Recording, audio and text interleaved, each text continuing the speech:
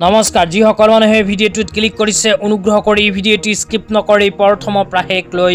চাই থাকিব কিয়নো এইটো ভিডিঅ'ৰ মাজত চৰকাৰী ঘৰৰ আবেদন সম্পৰ্কে এখন গুৰুত্বপূৰ্ণ আপডেট আপোনালোকক প্ৰদান কৰিম তো যিসকল মানুহে ভিডিঅ'টোত ক্লিক কৰিছে অনুগ্ৰহ কৰি ভিডিঅ'টি স্কিপ নকৰি প্ৰথমৰ পৰা লৈ চাই থাকিব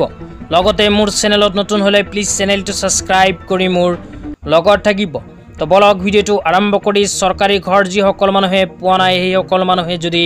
নতুনকৈ আবেদন কৰিব বিচাৰে তেন্তে কেনেকৈ আবেদন কৰিব পাৰিব বিতংভাৱে আপোনালোকক জনাই দিও তো অনুগ্ৰহ কৰি ভিডিওটো ভাল লাগিলে শেয়াৰ কৰি দিব তো আপোনালোকে মোবাইল স্ক্ৰিনত চাব পাৰিছে অসম চৰকাৰে সৰকাৰি ঘৰ আবেদন সম্পৰ্কে কেইদিনমান আগত এনেকৈ এখন আপডেট প্ৰদান কৰিছে তো ইয়াতে লিখা আছে প্ৰধানমন্ত্ৰী আৱাস যোজনা গ্ৰামীণৰ অধীনত যোগ্য হিতাধিকাৰী চয়নৰ বাবে আৱাস প্লাস 2024 এপৰ জৰিয়তে সজৰীপ বা সাৰ্ভে আৰম্ভ কৰা হৈছে তো যিসকল মানুহে এতিয়ালৈকে চৰকাৰী ঘৰৰ বাবে আবেদন কৰা নাই সেই সকল মানুহৰ বাবে অসম চৰকাৰে আৱাস প্লাস 2024 এপৰ জৰিয়তে আৰম্ভ কৰিছে চৰকাৰী ঘৰৰ নতুন আবেদন তাৰ পিছত আৰু লিখা আছে সজৰীপ কি সজৰীপ এটা বিকল্প যত যোগ্য ব্যক্তিয়ে আৱাস প্লাস 2024 এপ ব্যৱহাৰ কৰি PMAYG বাবে কৰিব পাৰিব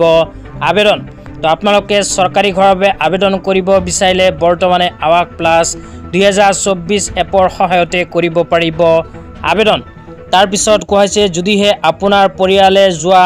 17 মাৰ্চৰ পৰা আৰম্ভ কৰি 2 এপ্ৰিললৈ অনুষ্ঠিত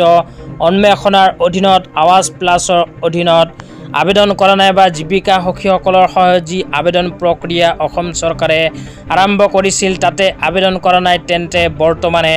নিজৰ মোবাইলৰ সহায়তে আৱাস প্লাস 2024 এপৰ জৰিয়তে কৰিব পাৰিব আবেদন তাৰ পিছত কৈছে সজৰীপৰ জৰিয়তে নিজকে কেনেকৈ জৰীপ কৰিব বা কেনেকৈ আবেদন কৰিব পাৰিব তো এই বিষয়ত এক নম্বৰত কৈছে গুগল প্লে ষ্টৰৰ পৰা আৱাস প্লাস 2024 এপটো প্ৰথমে আপোনালোকে ডাউনলোড কৰিব লাগিব তো ডাউনলোড কৰাৰ পিছত আপোনালোকে নিজৰ আধাৰ কাৰ্ডৰ সহায়ত কৰিব পাৰিব আবেদন তো ইয়াতে লিখা আছে আপোনাৰ আধাৰ নম্বৰ ব্যৱহাৰ কৰি পঞ্জীয়ন কৰিব পাৰিব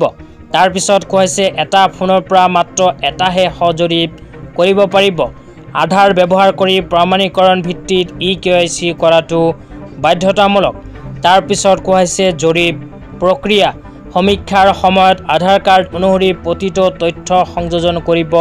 লাগিব হিতাধিকাৰী বাছনি কৰাৰ সময়ত মহিলা হিতাধিকাৰীক অগ্ৰাধিকাৰ দিয়া হ'ব যদিহে পিছত পৰীক্ষাৰ সময়ত কোনো তথ্য ভুল বুলি ধৰা পৰে তেন্তে ইয়াৰ বাবে হিতাধিকাৰী নিজে দায়ী আৰু তেওঁৰ ওপৰত প্ৰয়োজনীয় ব্যৱস্থা লোৱা হ'ব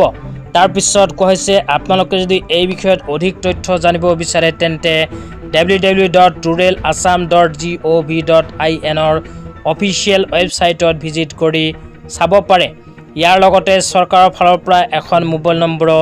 মুকলি কৰিছে তো তাৰ আগতে আপোনালোকক জনাই দিছো এইখন চৰকাৰী ঘৰৰ বাবে আবেদন কৰাৰ সময়ত কি প্ৰমাণপত্ৰৰ প্ৰয়োজন হ'ব প্ৰমাণপত্ৰৰ ভিতৰত কৈছে পৰিয়ালৰ প্ৰতিজন সদস্যৰ আধাৰ কাৰ্ড 2 নম্বৰত কৈছে MG এণ্ডাগাৰ জব কাৰ্ড 3 নম্বৰত কৈছে আধাৰ সংযোজিত বেংকৰ একাউণ্ট এই কেইখন প্ৰমাণপত্ৰৰ সহায়তে কৰিব পাৰিব আবেদন তো আবেদন সম্পৰ্কে যদি আৰু বিতংভাৱে জানিব বিচাৰে তেন্তে 180012323560 ফোন নম্বৰত ফোন কৰি সবিস্তাৰে জানিব পাৰিব তাজি ইমানেই ভিডিঅ'টো চাই কেনে পালে নিশ্চয় কমেন্ট কৰি জনাই দিব